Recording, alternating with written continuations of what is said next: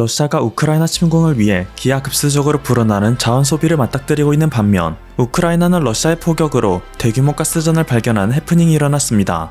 우크라이나의 리비우 지역에서 포격으로 추정되는 소리가 들린 후 연달아 폭발음이 발생했는데 현장을 확인해보니 그간 발견하지 못했던 대규모 가스전의 존재가 확인된 것입니다.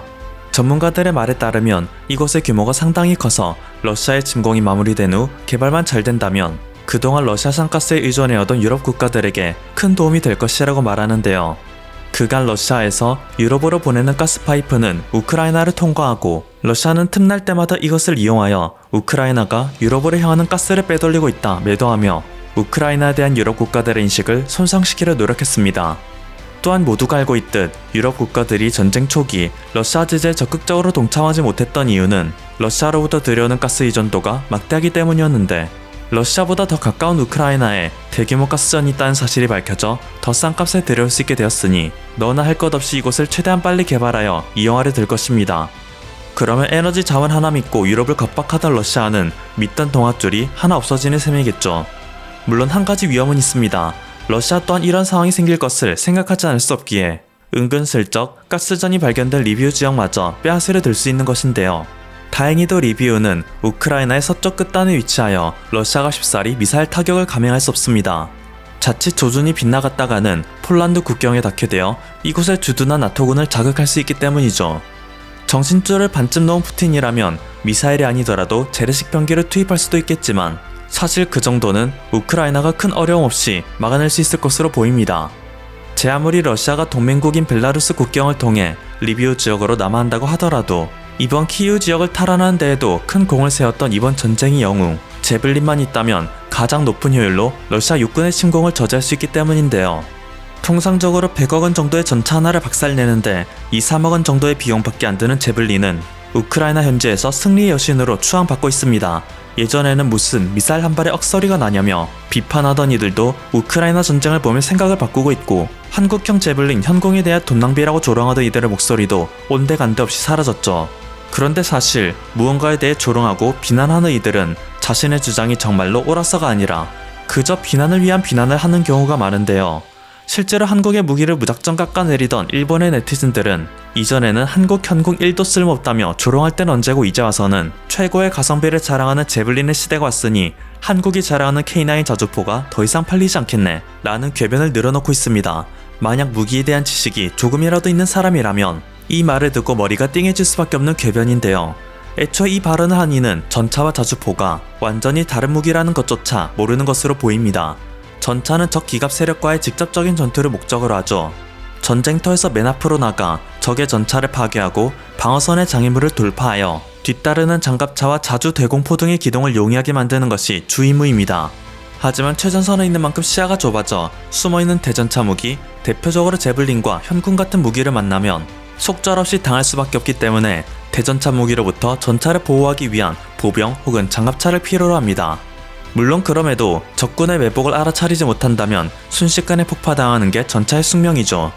반면 자주포는 애초에 적이 보이지도 않는 먼 거리에서 포격을 실시하여 전진하고 있는 아군의 전차 앞에 존재하는 방해물이나 적의 주요 거점을 공격하는 곡사포입니다. 때문에 K9의 최대 사거리는 55km에 달하는데 길어봤자 2km에 불과한 대전차 무기 제블린으로 어떻게 K9을 상대한다는 것인지 도무지 알 수 없습니다. 제블린과 K9은 전장에서 만날 일도 없을 뿐더러 제블린을 들고 있는 보병이 K9 방향으로 돌진한다 해도 열심히 뛰어가는 와중에 K9의 포격에 일대가 모두 초토화되는 결말을 맞이할 뿐이죠. 심지어 그는 죽는 순간까지 어디서 포격이 날아왔는지도 모르는 의문사를 당할 것입니다. 이렇게 군사 무기에 대한 지식은 하나도 없이 무작정 한국만 깎아내리고 싶다는 생각으로 글을 싸지른 일본인은 SNS상에서 자국 네티즌들에게도 조리돌림을 당하고 있는데요. 나의 국가가 모욕당하는 것보다 나의 지식이 부정당하는 것을 더 끔찍히도 싫어하는 이들, 일본의 밀덕들이 우르르 몰려와 무식한 그를 조롱하고 있습니다. 용도가 다릅니다. 드디어 주먹의 시대가 왔네요. 제블린으로 K9을 격파한다고 말할 바에야 주먹으로 싸움의 우열을 가리는 시대가 왔다고 하는 게 더 신빙성 있다며 조롱합니다. 애초에 한국 병기 얘기가 왜 나오는지 의문입니다. 제블린이 닿지도 않는 위치에서도 일방적으로 포격할 수 있는 자주포는 요긴합니다. 앞으로도 계속 팔릴 것 같습니다. 배움이 부족한 인간인가? 제블린을 쏘기도 전에 죽는 사례가 얼마나 많은데요. 소화기와 중화기를 똑같이 취급하면 안 되죠. 눈으로 확인 가능한 범위에서 스스로를 위험에 노출시킨 상태에서 발사하는 것과 복수의 차량으로 원거리에서 화력 지원하는 게 같나요? 제블린을 지나치게 칭송하는 것은 전차 한 대와 보병 10명의 목숨을 저울질해가며 싸우는 것과 같습니다.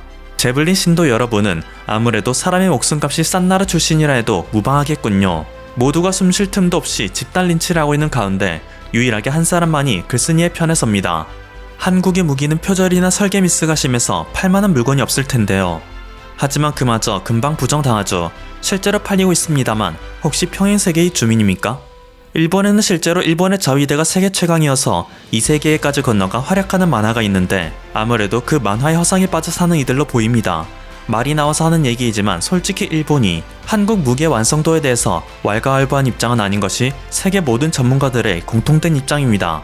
일본인들이 한국의 K9 수요가 점점 줄어들 것이다 라고 저주를 퍼부는 것과 반대로 이미 세계는 공동의 적국 러시아를 상대로 K9 자주포 벨트를 형성하여 압박하고 있기 때문입니다.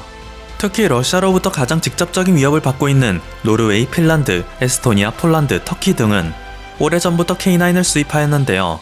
러시아제 무기들조차 이 지역의 엄동설 안에 제대로 작동하지 못하지만 K9만큼은 어떠한 강추에도 끄떡없이 작동하기에 이들 국가들은 K9 자주포를 러시아에 대적하기 위한 필수 무기로 여기고 있는 것이죠. K9 자주포를 처음 마주하게 된 노르웨이 여군이 K9의 위용을 스마트폰으로 찍으려다가 상상 이상의 위력에 깜짝 놀라는 영상이 크게 화제가 되기도 했습니다. 한편 한국은 K9을 전력화시키면서 기존에 사용하던 105mm 곡사포의 활용성이 줄어들자 남아돌던 340만 발의 105mm 재고탄을 처리하기 위해서 재고 처리용 보급형 자주포를 만들려다가 실수로 가성비 극강의 명품 자주포를 만들어버리는 일을 저지르기도 하여 세계 군수업계의 주목을 받습니다. 모든 것을 수동으로 조절해야 했던 과거 견인 곡사포와 달리 새로 만들어진 K105A1은 자동화 시스템을 적용하여 훨씬 편리한 운용성을 지니게 되었습니다. 한국에서 육군을 전역하여 견인포의 경험이 있는 예비군들이라면 모두 아시겠지만 기존의 견인 곡사포는 포를 쏘기 위한 사전 작업부터 시작하여 모든 작업이 마치기까지 무려 10명의 인원이 필요했습니다. 심지어 이 인원을 가지고도 방해를 마치는 데까지 4분이 훌쩍 넘게 걸렸죠. 하지만 새로 만들어진 K105A1은 5명의 인원으로도 1분이 채 안 되는 56초만 소요될 뿐입니다. 사람 대신 포를 옮기는 트럭을 이용하여 주차한 뒤 유압식 지지대로 차량을 고정시키면 포탄을 발사하기 위한 준비는 모두 끝나게 되는 것인데요. 이것에 더불어 최신식 사격 통제 장비와 시스템을 통합하여 포를 방해를 할 때 늘 보이던 작업인 레버 돌리기도 더 이상 보지 않아도 됩니다. 조이스틱을 이용해서 게임처럼 포신을 조준할 수 있기에 모든 작업에 1분도 소요되지 않는 것이죠. 이러한 형태의 자주포에서 선구 역할을 맡고 있는 네덜란드제 모벤마저 1분 30초가 걸린다는 것을 감안하면 한국의 K105A1은 혁신이나 마찬가지입니다. 포사격이 끝나고 진지타로 이동을 할 때에도 지지대만 올리고 출발하면 되기에 30초밖에 안 되는 시간만으로 진지탈이 가능하고 차에 탑재되어 있는 K6 중기관총을 이용하여 경계를 설 수 있어 경계사수는 처음부터 끝까지 차에서 내리지도 않고 경계를 유지할 수 있습니다. 차량은 무한궤도 방식이 아니라 차륜형을 택하고 있기에 개발비와 생산 단가도 혁신적으로 줄여 대당 가격은 6억 원 밖에 안 됩니다. 세계 군수시장에서는 매우 저렴한 편으로 치긴 하지만 한 대당 40억 원을 호가하여 그래도 보급형이라고 부를 수는 없는 K9은 4단급 작전에서만 쓰이는 반면 한 대당 6억 원 밖에 안 되는 K105A1은 여단급에서도 단독 작전으로 운용할 수 있어 군 전체의 화력을 높이는 효과를 창출해냈죠. 가벼운 아이디어만으로도 확실한 효과를 내는 한국과 달리 일본은 그토록 한국을 향해 비리와 설계 미스의 온상이라 조롱하던 것을 자국에서 그대로 실현해내 세계 군사 전문가들의 조롱을 역으로 한몸에 받고 있는데요. 일본 역시 한국과 마찬가지로 가성비 높은 자주포를 개발해내겠다는 계획을 세운 바가 있습니다. 기존에 운영하던 99식 자주포의 단가와 운영비가 너무 비쌌기 때문이죠. 19식 150mm 차륜형 자주포의 개발에 착수했고 이것이 완성되자 방위성 홈페이지에 대대적으로 자랑할 정도였는데요. 하지만 정작 그 실체를 낱낱이 파헤쳐보자 드러난 진실은 처참했습니다.